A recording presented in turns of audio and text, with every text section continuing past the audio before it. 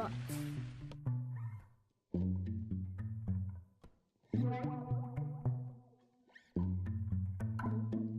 If you're looking for parts for this laptop, go to our website and use this coupon for a 5% off discount.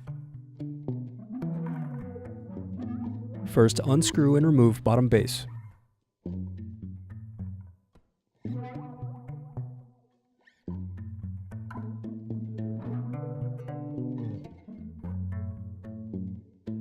Then unplug battery connector.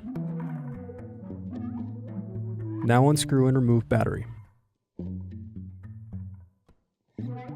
Now unscrew cooling fan. Next, disconnect and remove fan. Need more? Check out these other tutorials.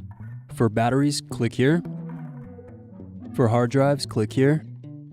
For wireless cards, click here. Thanks for watching. If you enjoyed this tutorial, give this video a like and subscribe to our YouTube channel. Check the video description below for links to written tutorials and replacement parts.